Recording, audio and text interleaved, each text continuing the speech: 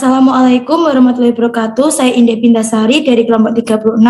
Di sini saya akan menjelaskan tentang penarikan sampel dan estimasi parameter. Di sini sudah ada data rekapitulasi data kuantitatif dengan responden sebanyak 50 responden. Dengan butir pertanyaan 1 sampai 11.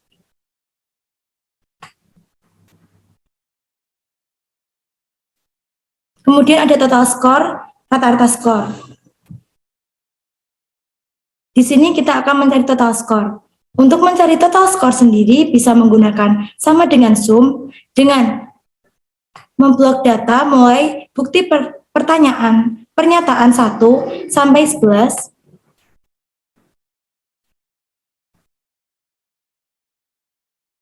Kemudian tutup kurung, kemudian di enter. Dan untuk mencari rata-rata skor menggunakan sama dengan average dengan memblok data bukti pernyataan 1 sampai 11. Kemudian di enter. Kemudian ada juga tabel tingkat kepuasan yang terdiri dari interval, skor, dan keterangan. Interval 0 sampai 1 dengan skor 1 dengan keterangan sangat tidak puas. Interval 1, 1,1 sampai 2, skor 2, keterangan tidak puas. Interval 2,1 sampai 3 dengan skor 3, keterangan cukup puas. Interval 3,1 sampai 4, skor 4, keterangan puas. Interval 4,1 sampai 5, skor 5, keterangan sangat puas. Jika sudah selesai dengan rekapitulasi data kuantitatif, maka lanjut ke R-tabel. Di sini sudah dilampirkan tabel R, kemudian kita mencari uji dua arah yang terdiri dari tingkat signifikansi, N, DF, R-tabel. Untuk mencari tingkat signifikansi yaitu dengan rumus sama dengan 1 min 0,95. N sendiri diperoleh dari jumlah responden. Jumlah responden yang kita dapat dalam rekapitulasi kuesioner adalah 50 responden. Jadi N adalah 50. Kemudian DF sendiri diperoleh dari N min 2, jadi 50 min 2 sama dengan 48. Kemudian R-tabel yaitu bisa dilihat di tabel R pada kolom 48 yaitu 0,2787. Kemudian lanjut ke uji validitas. Di dalam uji validitas sendiri terdapat variabel dan hasil perhitungan. Dalam variabel sendiri ada N, DF, confidence level, alpha, T-tabel, R-tabel. N sendiri didapat dari jumlah total dari responden, DF didapat dari N min 2, confidence level yaitu 95%, alpha yaitu 0,05, T-tabel yaitu 2,0106347558 yang didapat dari sama dengan Kinve, kemudian buka kurung alfa, terus tanda pemisah, kemudian DF tutup kurung. Kemudian R-tabel sendiri diperoleh dari sama dengan T-tabel, terus dibagi SIRT, kemudian DF ditambah dengan T-tabel pangkat 2 dengan hasil 0,278710,593. Kemudian ada uji validitas dengan nomor butir soal yaitu 1 sampai 11. R hitung, R tabel, dan keterangan. Untuk mencari R hitung sendiri bisa menggunakan SPSS dengan mengcopy paste data rekapitulasi data kuantitatif ke dalam data view.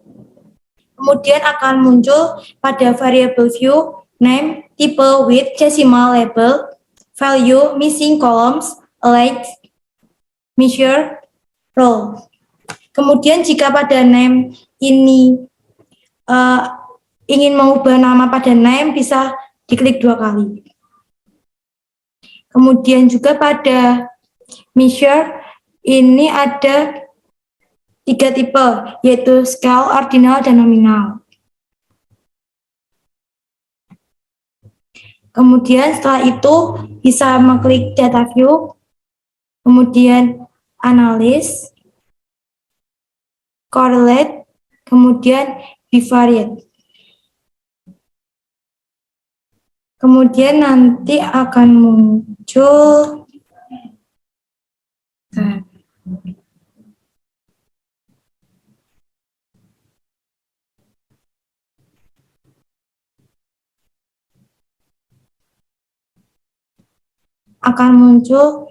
data seperti ini.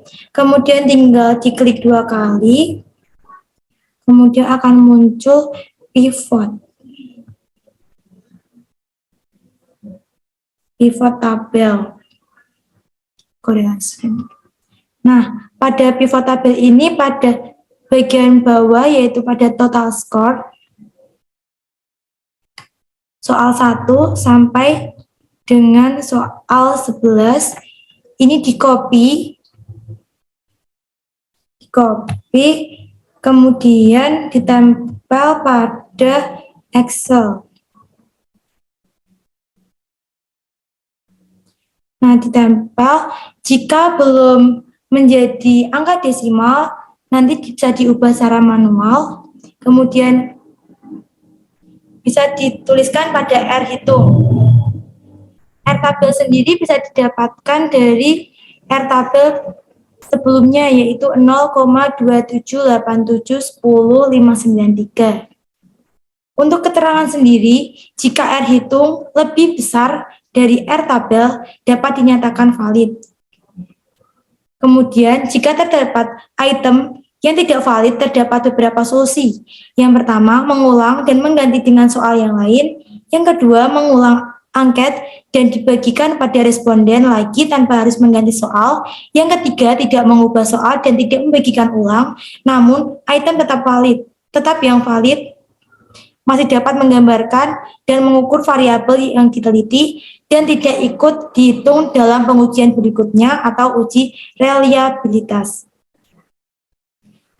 Pada data yang saya peroleh yaitu dengan keterangan valid karena R hitung lebih besar dari R tabel. Kemudian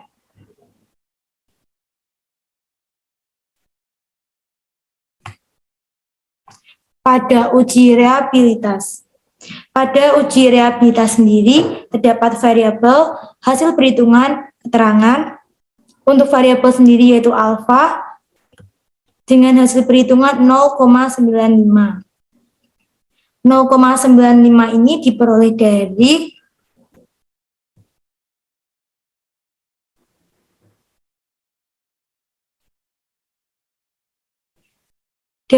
reliability statistik yaitu 0,950.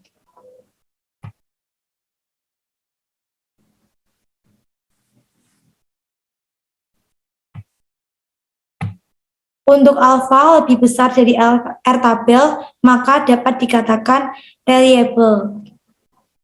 Pada R tabel sendiri tadi dengan nilai 0,2787, jadi untuk alfa lebih besar dari R tabel.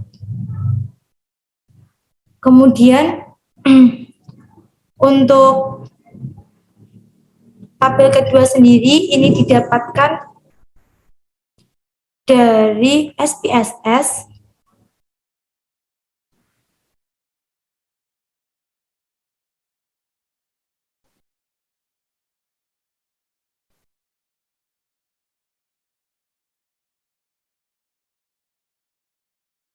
kemudian untuk memunculkan beberapa kolom data ini bisa menggunakan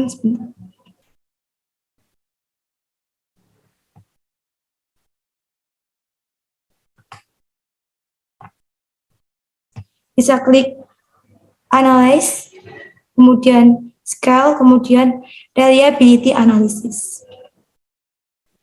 Kembali lagi pada data Excel.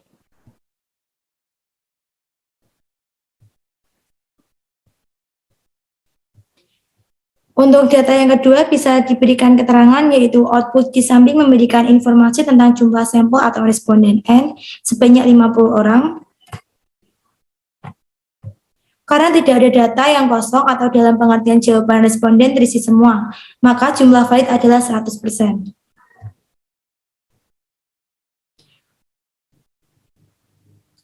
Untuk data reliability statistik juga diperoleh dari data pada SPSS dan kemudian diberikan keterangan dari output di samping diketahui end of item atau bukti pernyataan pada kuesioner ada 11 buah dengan nilai Crown Batch alpha sebesar 0,950.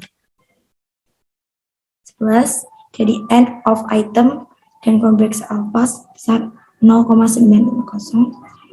Karena nilai 0,950 lebih besar dari 0,2787, maka dapat disimpulkan bahwa ke-11 pernyataan tersebut adalah reliable atau konsisten. Untuk data yang terakhir juga didapatkan dari data pada SPSS dengan diberikan keterangan yaitu tabel output di samping memberikan gambaran tentang nilai statistik untuk ke-11 item pernyataan kuesioner. Dalam tabel ini diketahui nilai Crown Batch alpha untuk ke-11 pernyataan adalah lebih besar dari 0,2787, maka dapat disimpulkan bahwa ke-11 pernyataan tersebut reliable. Sekian dari saya, terima kasih. Wassalamualaikum warahmatullahi wabarakatuh.